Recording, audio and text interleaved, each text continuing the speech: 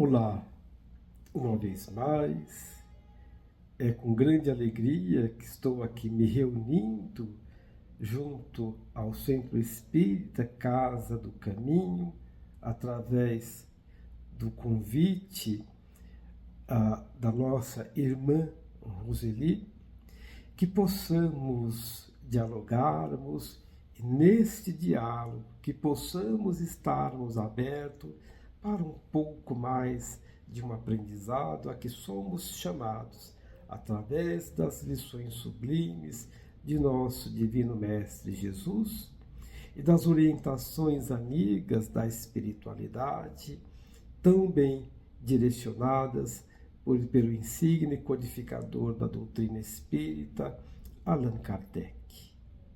Refletindo a respeito dos desafios de como alinhar os cuidados do corpo com os cuidados do espírito.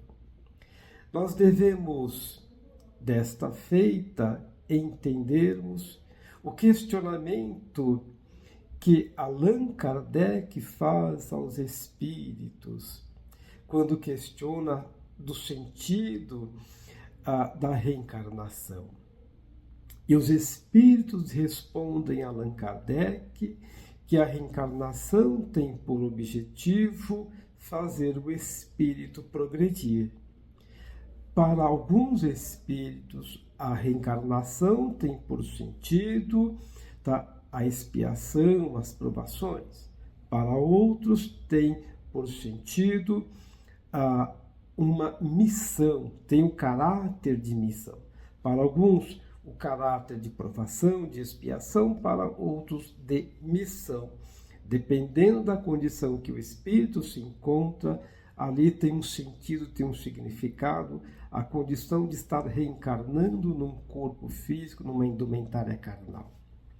É importante refletirmos que os espíritos orientam a Allan Kardec de que aquilo que constitui, que o universo é constituído a partir de uma tríade. Então, Deus, que é a causa primeira de todas as coisas, o espírito e a matéria. Então, nós espíritos necessitamos, dentro da dinâmica evolutiva, de estarmos nos vinculando à matéria para a dimensão do nosso processo de busca da evolução. E dentro da nossa realidade evolutiva, necessitamos de uma organização material ainda grosseira, densa, e essa experiência nos faculta um conjunto de aprendizados. E Emmanuel vai nos orientar que, ao referir-se ao corpo, abstendo-se de qualquer digressão científica, porquanto os livros técnicos de educação usual são já suficientes para esclarecer no que reporta aos aspectos exteriores do corpo humano. Mas Emmanuel nos diz que temos que nos lembrar de que o espírito é o inquilino da casa física que lhe preside a formação e a sustentação, seja de maneira consciente ou de maneira inconsciente, desde a hora primeira da organização fetal. Isso nos faz refletir de que, quando Emmanuel refere-se que o espírito é o inquilino da casa física, portanto, vamos entender que esse corpo é como aquela casa que nos é emprestada, que nos é dada porque não é nosso. Ele é um instrumento que nos é facultado para estarmos jornadeando num processo de aprendizagem, de crescimento.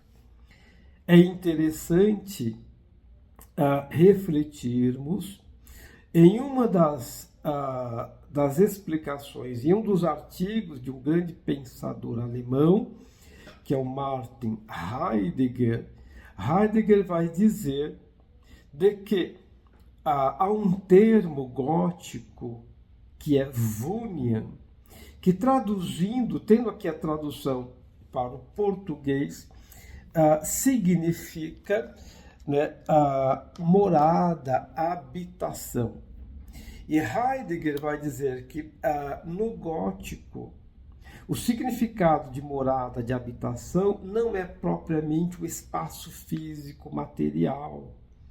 Para o gótico, habitação é aquele espaço em que eu me sinto apaziguado, eu me sinto em paz. Então, temos que pensar isso, porque a primeira morada do espírito, a primeira habitação do espírito, dentro do contexto em que jornadeamos no espaço físico, material, é o corpo. O corpo é a primeira casa do espírito.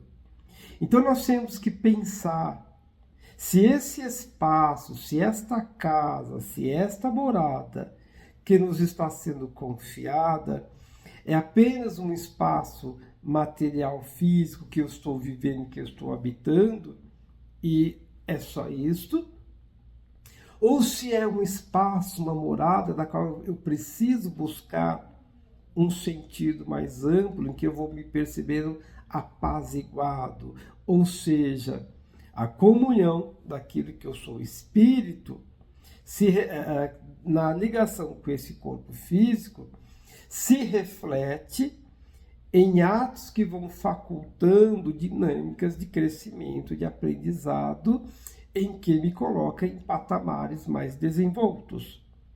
Ou se eu estou numa condição de prisioneiro, onde a revolta vai facultar estados de perturbação na ordem deste corpo físico. Para pensarmos esta dinâmica, esta relação,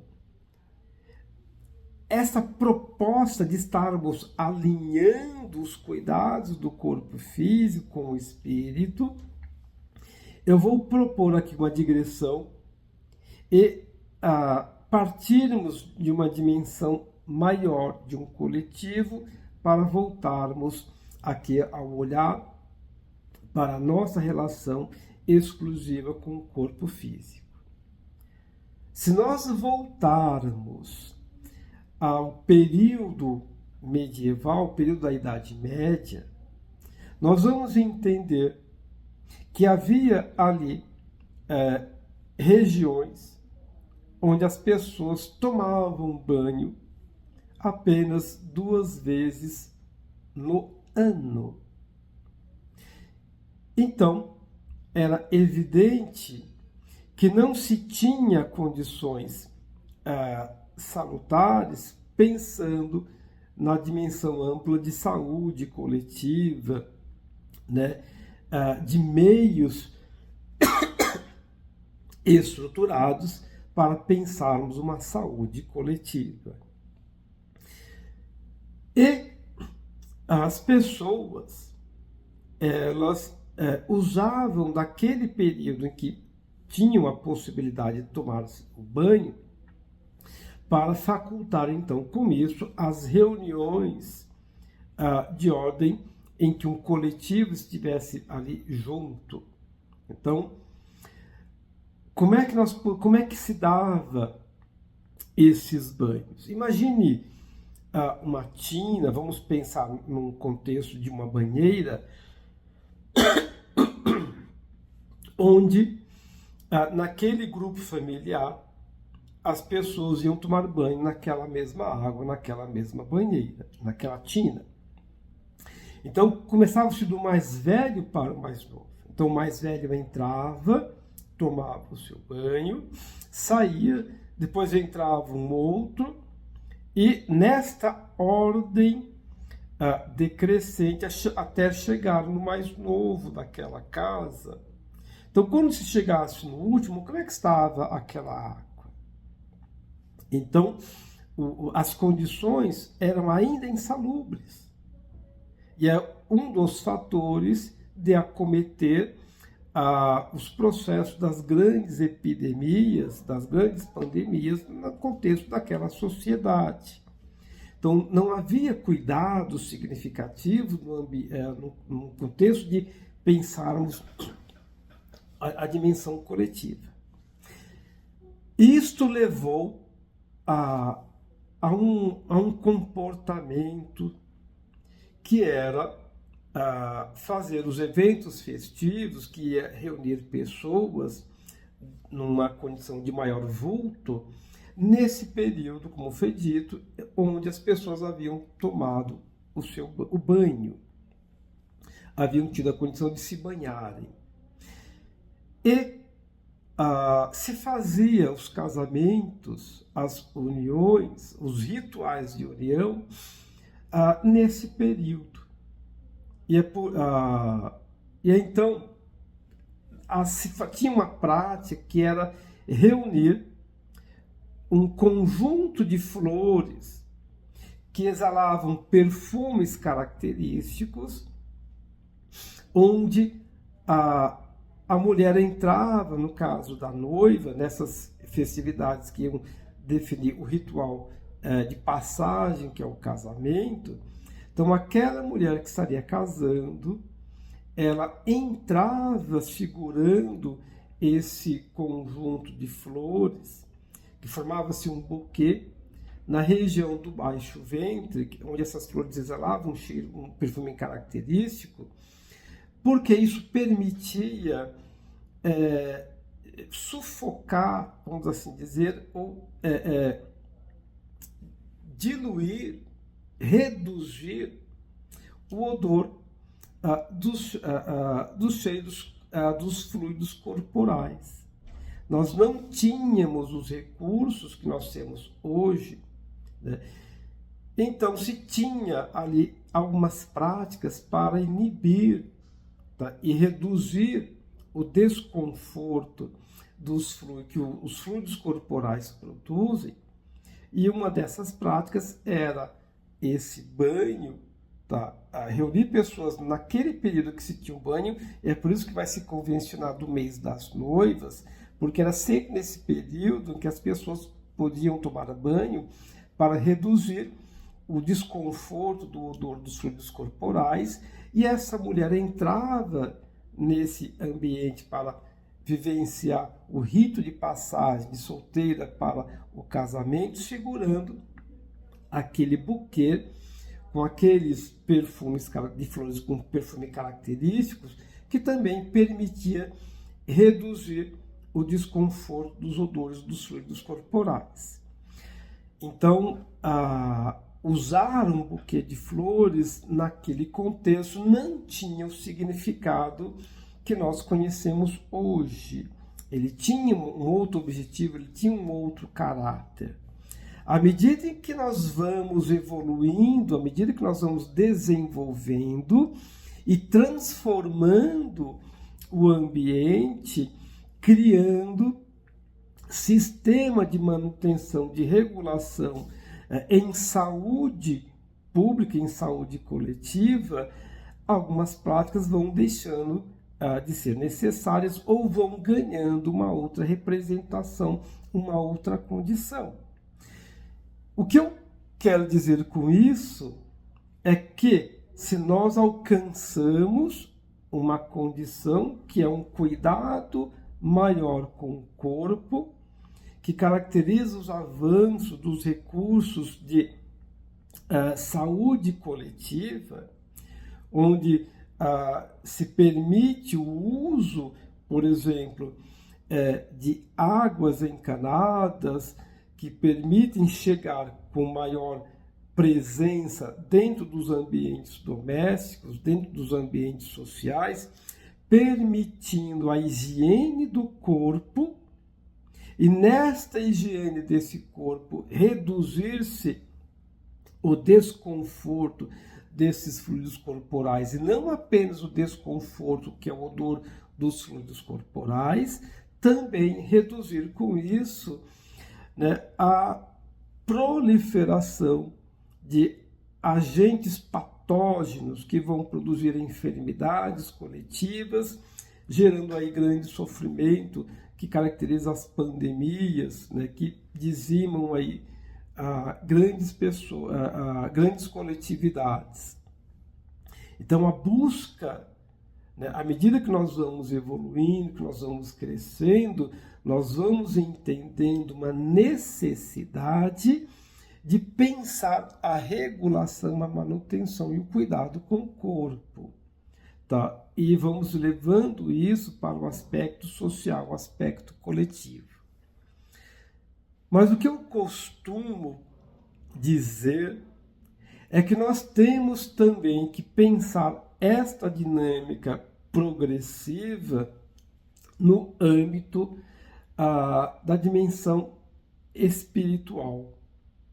Então nós temos que pensar que da mesma maneira que alcançamos um progresso, um desenvolvimento na regulação, né, dos cuidados, né, de saúde coletiva, estamos avançando, temos muito ainda a buscar para a melhora, né, e o cuidado com o corpo. Nós também temos que pensar se nós ainda estamos carregando aquele buquê de flor, não mais na região do baixo ventre, mas carregamos esse buquê de flor na nossa mente, para ocultar, para inibir, tá, os odores das nossas criações mentais que produzem grandes estados de perturbação e de adoecimento. Então existe um outro processo do qual nós temos que olhar e pensar quando nós falamos da questão, não é, de educação mental. Porque os nossos estados mentais vão definir a maneira como irá se comportar as células que constituem a nossa indumentária físico-material.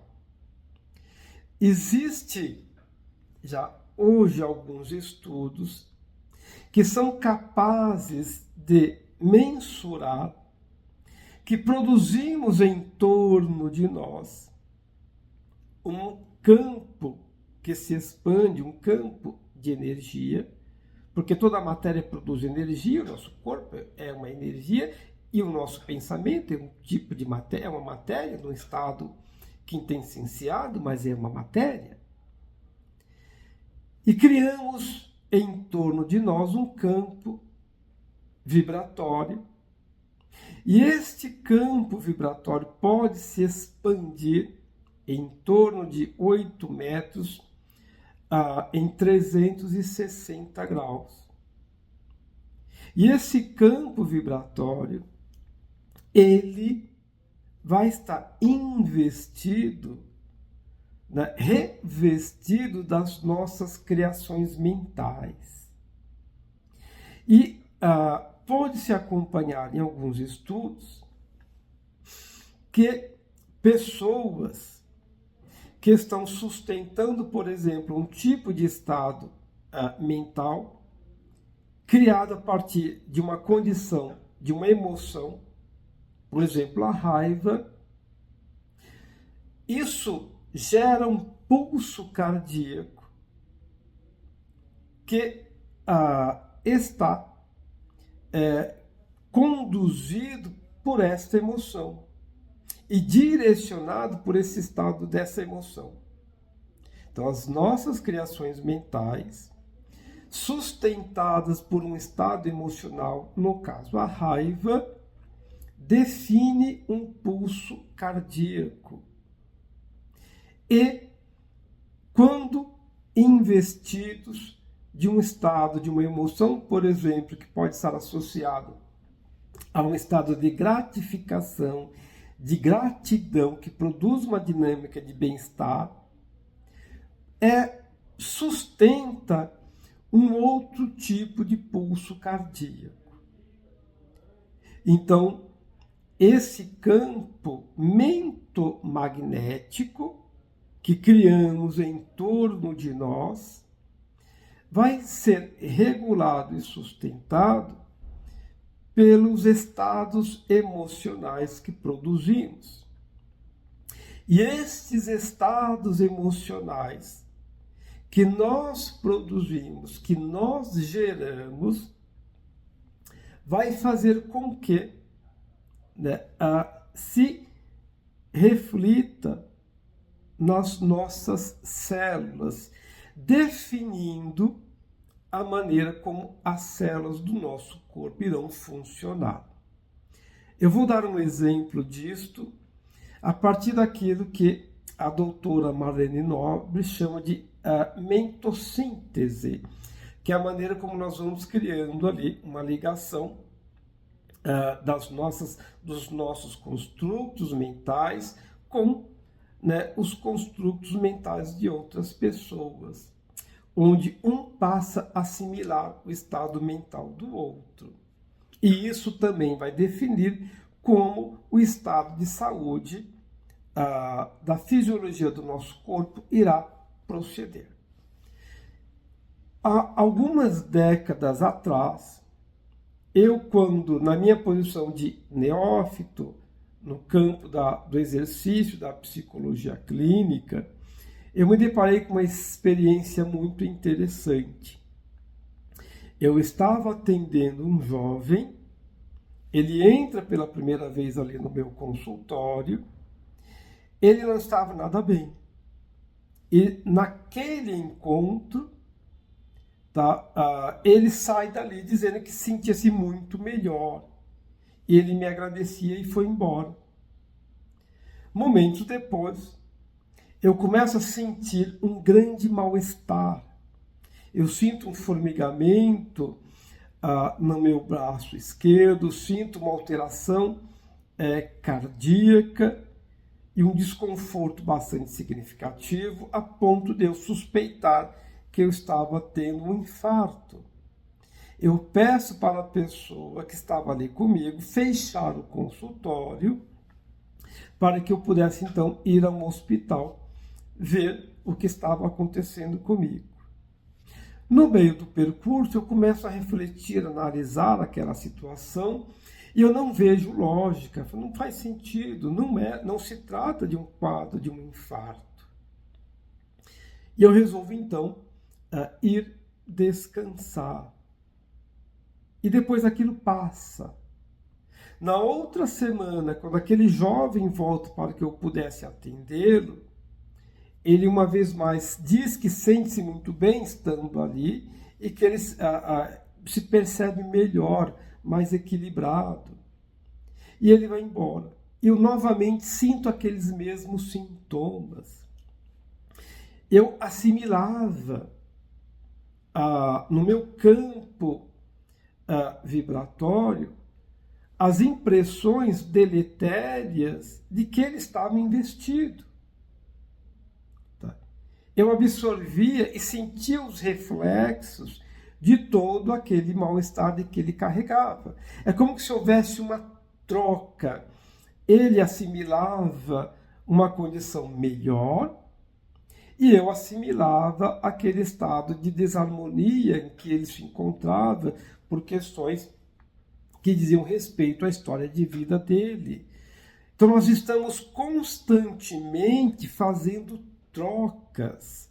Nós estamos constantemente criando um intercâmbio mentopsíquico a partir dos estados mentais em que vamos nos colocando. Então existe uma necessidade de entendermos que cuidar do corpo é fundamental, é essencial, de que precisamos estabelecer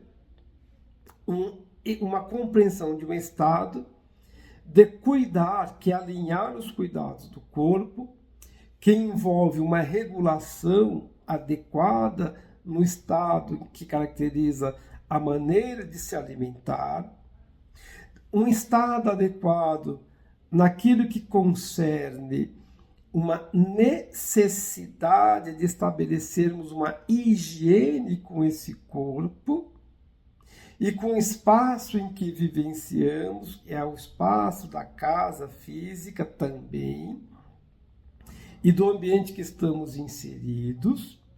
E aí são as ações em cuidados de saúde coletiva.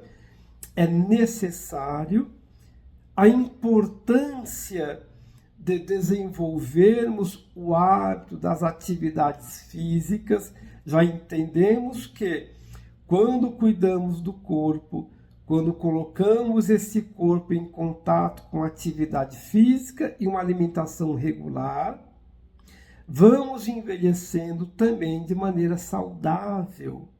E isso faz com que, ao estarmos numa idade avançada, nosso processo de envelhecer, que hoje chamamos de terceira idade, esse estado, essa etapa da terceira idade, seja vivido com qualidade, porque trabalhamos o cuidado do corpo, tivemos um cuidado do corpo que permite que esse processo de envelhecer ocorra com qualidade, sem prejuízo, sem tantos agravantes.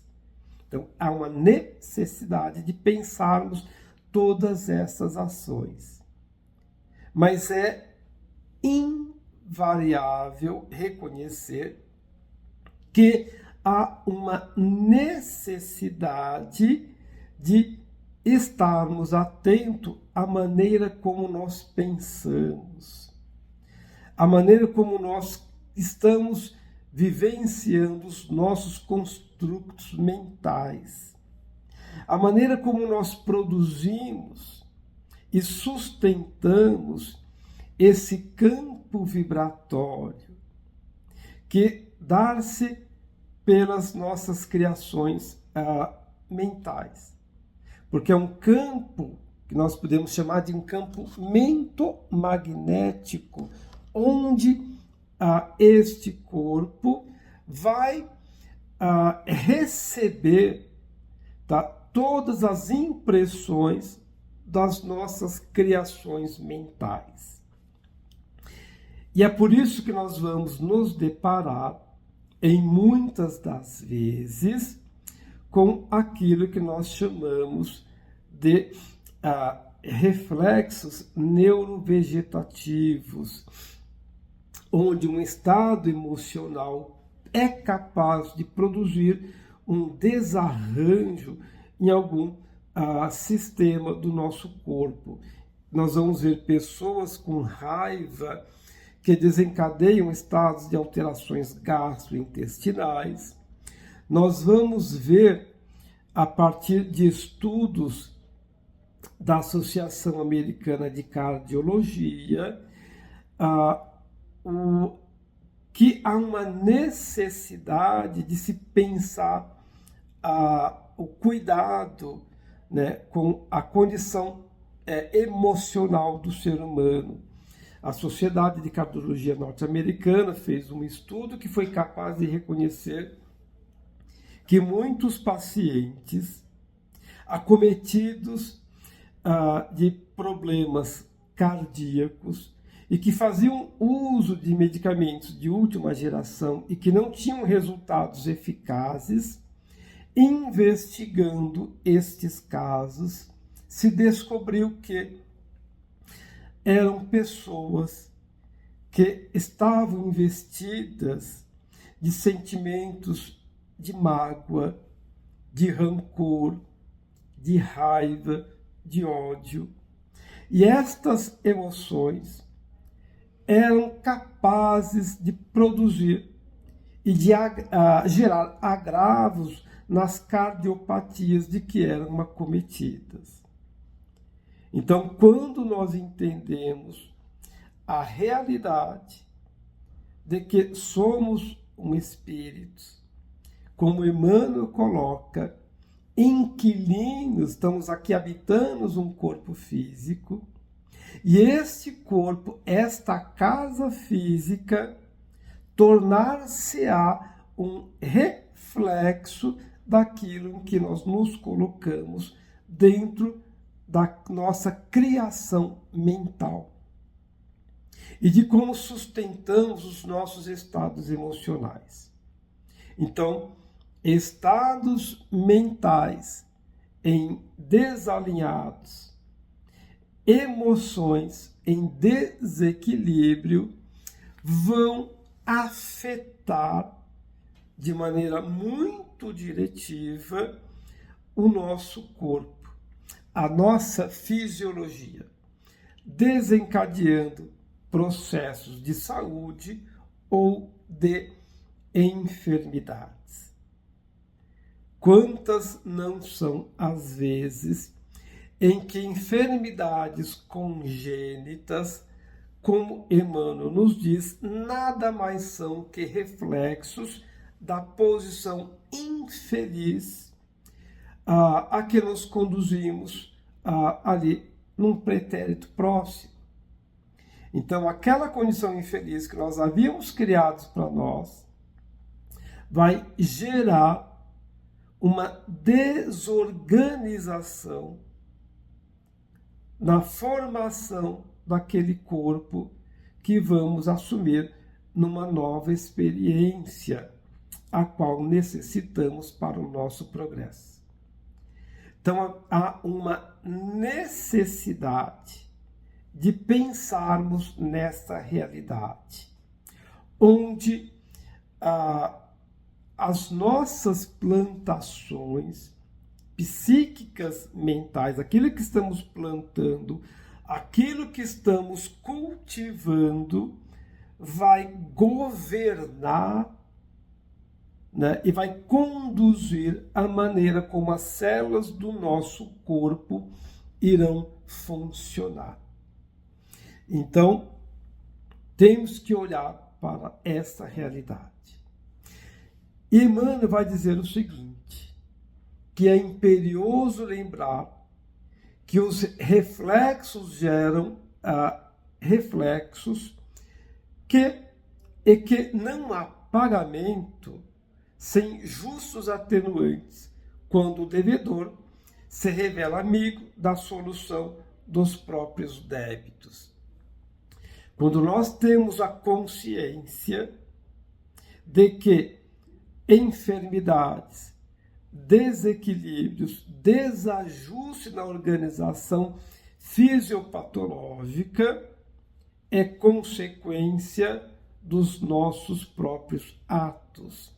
Quando nós entendemos isso e assumimos o entendimento desta realidade e assumimos o compromisso de alinhar o cuidado das nossas criações mentais, para que possa desta feita alinhar os cuidados com o corpo, ganhamos a grande oportunidade de alcançarmos êxito na transformação, no nosso crescimento, levando à edificação de emoções mais ívidas, mais salutares, levando a uma dinâmica mais organizada do funcionamento da nossa fisiologia, o que com isso confere um corpo mais saudável. Emmanuel então vai também nos dizer que, olha que interessante, a prática do bem, simples e infatigável, pode modificar a rota do destino. De vez que o pensamento claro e correto, com ação edificante, interfere nas funções celulares, tanto quanto nos eventos humanos, atraindo em nosso favor, por nosso reflexo, melhorado e mais nobre o amparo, luz e apoio segundo a lei de auxílio. À medida em que nós vamos tendo consciência de que a necessidade no campo da autoeducação das nossas criações mentais e que esse processo da educação das nossas criações mentais haverão de ser sustentadas pela compreensão de exercitarmos, transformarmos isso numa prática de bem, que vai modificar e redirecionar a bússola da edificação do nosso destino. Vemos então esta necessidade para que compreender que os desafios em alinhar os cuidados do corpo deve estar em consonância com a necessidade de alinhar a realidade de uma autoeducação daquilo que somos como espíritos, remodelando as nossas criações mentais, de edificar de maneira verdadeira um ato de higiene mental.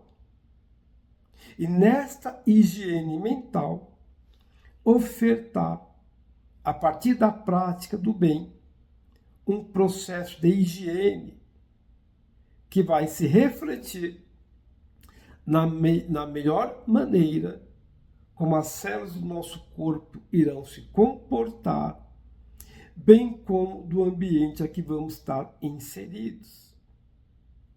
Porque o nosso pensamento se comporta como a matéria dentro daquilo que nós entendemos.